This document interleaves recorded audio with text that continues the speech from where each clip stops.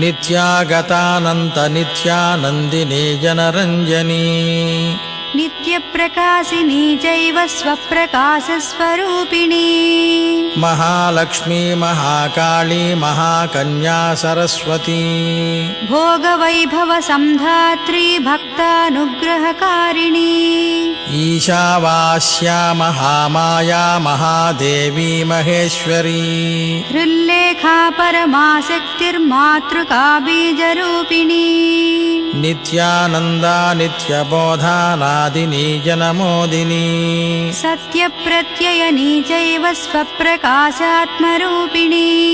Tripura Bhairavi Vidya Hansa Vagishwari Shiva